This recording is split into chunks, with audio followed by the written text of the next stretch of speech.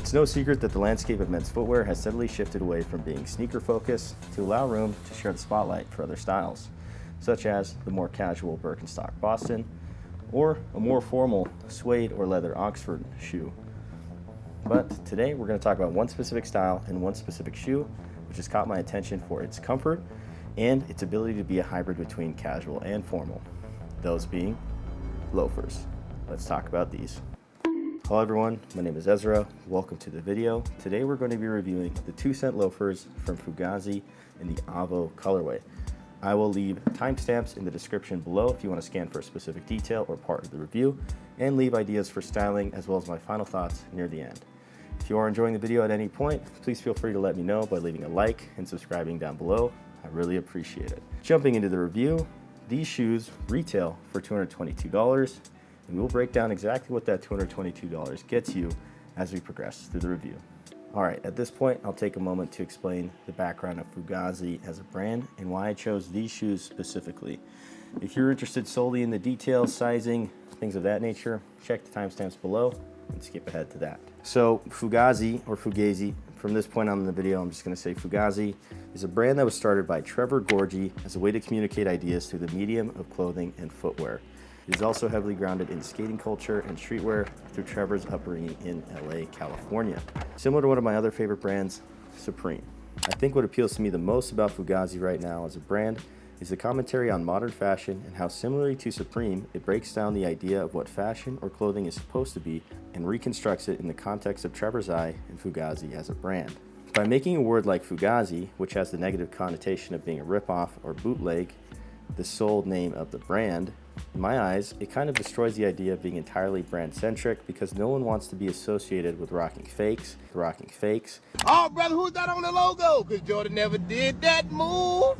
And it also highlights the power that a brand or logo holds when it comes to modern fashion and the idea of being seen as cool or stylish, especially when it comes to social media. I initially found out about the brand through watching YouTuber and collaborator Jacob Wallace, and the first shoe I saw were the One in the Chambers, which are a reimagining of the Nike Air Jordan 1. And through this shoe, I realized the beauty of a brand like Fugazi with how impressive it is to start off with such an easily recognizable silhouette like that of the Jordan 1 and end up with an entirely different shoe that on initial glance just looks like some Fugazi ripoff. On closer inspection though, it comes alive. From the bullet holes for the air pockets through the toe, literal bullets as the aglet on the laces, and even a two-tooth Trev tag wanted for $250,000 on the tag in this Western themed world that Trevor has created, where somehow people are rocking some sneakers to the duel rather than cowboy boots. If you're interested to learn more about Fugazi and Trevor, check out this interview that Trevor did with Multimedia and the Instagram page and website linked below. Let's talk about why these shoes stood out to me specifically and why I chose these over another pair of loafers. Firstly, it's the color. Beautiful dark green immediately jumped out to me. Green is and has always been my favorite color, and in hand with its current state, it's exactly what I expected and wanted. Second is the construction and materials utilized in the shoe. I wanted something more rugged for the ever-changing weather of Utah. So those are the reasons for picking up this shoe specifically. I'll spend more time talking in depth about the materials and the construction, but for now, let's talk about the unboxing experience. As far as unboxing experiences, it definitely feels very premium and like you're being greeted with a gift. Very luxurious. Box feels sturdy and features a magnetic enclosure on the front as well as the sizing on the side. That magnetic enclosure is pretty nice. Look at that. Okay. Opening up the box, you're greeted with a red and black interior with the Fugazi logo on the back in a reflective little thing. Into the box itself, you're greeted with a suede dust bag, again brandished with the Fugazi logo. And I always appreciate a dust bag, especially when it comes to leather shoes, which tend to be dust magnets. Moving that out of the way, you'll then be greeted with the custom-made paper and the 2 cents that give this loafer its name. You can see it's Trevor's head on the coin, as well as the other side says 2 cents and Fugazi. And then if I hadn't taken them out of the box already, this is where you'd find the shoes with the shoe stuffing and then other filling for the box. So that breaks down the box. Let's take a closer look at the actual coin that comes in the shoe. So the coin comes loaded in to the tongue of the shoe already. In order to take it out, you just push the tongue down, lift up the lip of it, and bring that coin out.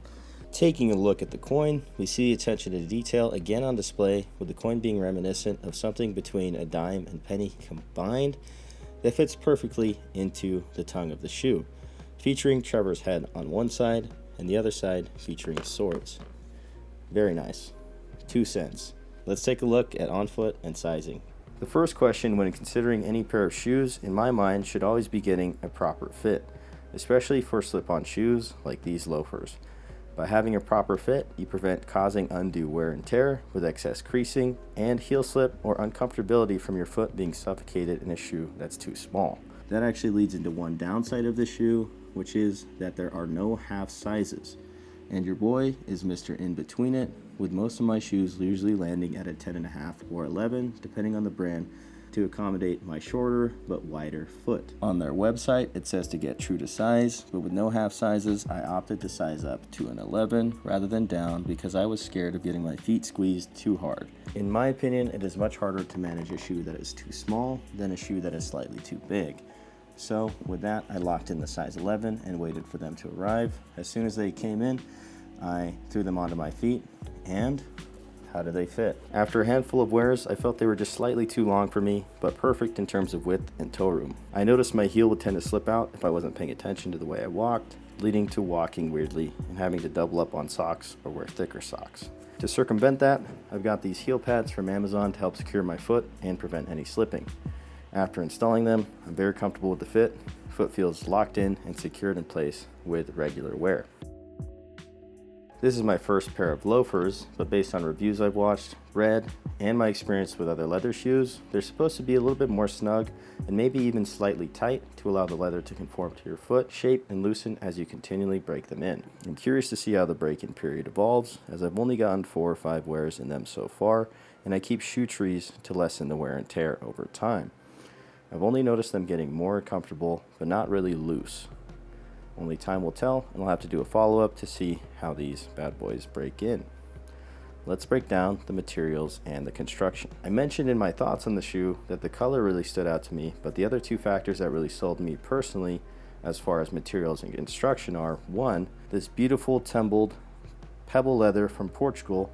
It's just so pleasing to the eye and immediately stood out to me when I first looked at them. Over time, this leather will wear nicely and the green will fade, which is why this has been given the Avo colorway. It's like watching an avocado ripen. But the benefits of pebble leather are it's more durable and less of a hassle to care for than traditional cross-grain leathers, as this pebbling makes it absorb less moisture, so it can stand up to a little bit more rain than a standard leather would be able to. And the second factor is the sole. Vibram rubber lug soles, which are made in Italy. My understanding of Vibram is that it's a unique blend of rubber that is tough but also softer than plain rubber, which fits my use case, rugged enough that I don't slip around if there's some slick surface after the rain, but not so hard that it causes my feet to ache during longer walks throughout the day. However, there are some downsides I think to the rubber soles that have become apparent, as I've noticed some cracking starting to develop on the medial side. I think this is due to rubber being less flexible than leather and not being able to flex as much when using regularly. Ultimately, I don't think it's affected my regular wear of the shoe, but it is definitely something to keep an eye on as I continue to wear them. I'm no expert in construction, but it does look to me as if it is stitched on rather than glued on, which is also a good sign of quality. And I did briefly wear them in a slight drizzle and rain situation and didn't notice any leakage, which is also a good sign. Obviously, these are more suited to fair weather conditions like spring and summer, but overall, the shoes definitely reflect a quality you can see and feel. Okay, let's get on to the fit check and some styling ideas that I've come up with.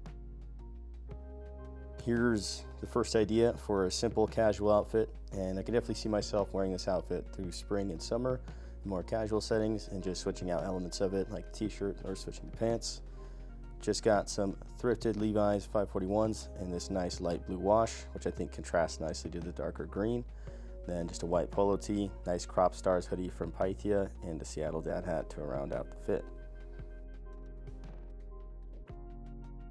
Taking a look at a more formal look, You can go with something like black jeans. In this outfit, I just got these stone-washed chinos from Bonobos, and then just this random button-up I got from Ross over the collar, standard corporate drip, and some glasses. So yeah, those are a couple ideas for some outfits.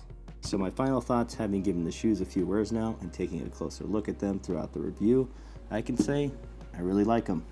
And I think they fit well into my wardrobe. I don't have to do any more looking, spend a lot of time to style them, because all the clothes that I have function well with the shoe. And it's just a nice way to switch up the clothing and have a nicer pair of shoes to wear. Okay, those are my initial thoughts and review of the Fugazi 2 Cent Loafer in the Avo colorway. If you're interested in checking them out, there are still some left in sizes 9, 10, and 11 at the time of shooting this video. I'll have them linked below.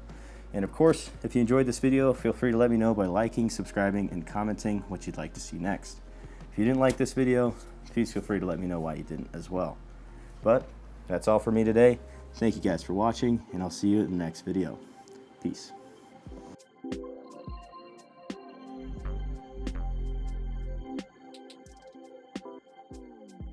Bye-bye.